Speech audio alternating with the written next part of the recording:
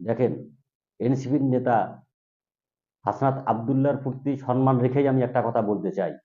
আপনি আপনার উপজেলা দেবিদ্বারের খেজুরের হিসাব সুন্দরভাবে ক্লাস করে আপনি সাধারণ জনগণকে বুঝিয়ে দিয়েছেন। ওয়েলকাম। বা এই বিষয়টার উপরে আপনাকে সবাই সাধুবাদ জানিয়েছেন, আমিও আপনাকে ধন্যবাদ জানাই। কিন্তু অন্তর্বর্তীকালীন সরকারের সময় আপনার উপজেলায় ৩৩৮ কোটি টাকা বরাদ্দ হয়েছিল, এই কাজগুলো আপনি করেছেন।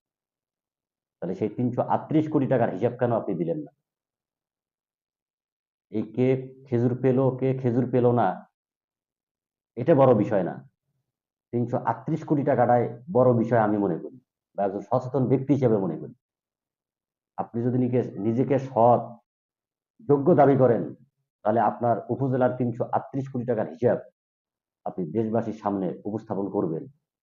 সেই সাথে উপস্থাপন করবেন টিএসসিতে জমা দেওয়া সারা বাংলাদেশের সাধারণ জনগণের পরিশ্রমের ঘামে জড়ানো টাকাগুলো যে বন্যার জন্য দিয়েছিলেন, এই বন্যার টাকাগুলো কোথায় কিভাবে গেল, বা সেই ফান্ডে সরকারের পক্ষ থেকেও ১০০ কোটি টাকা দেওয়া হয়ে গেছিল।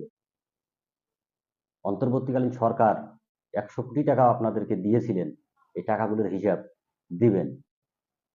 আপনি খেজুর দিয়ে হিসাব শুরু করেছেন, বন্যার টাকা, সরকারের দেওয়া বরাদ্দ ১০০ কোটি টাকা, এবং স্থানীয় মন্ত্রণালয়ের বরাদ্দ দেওয়া আপনার উপজেলার ৩৩৮ কোটি টাকার হিসাব আপনি দিবেন, যদি আপনি সৎ এবং নীতিবান হয়ে থাকেন। সাধারণ মানুষকে আইওয়াশ করে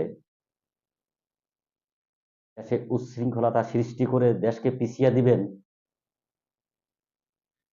এটা আমরা সাধারণ জনগণ হতে দেব না।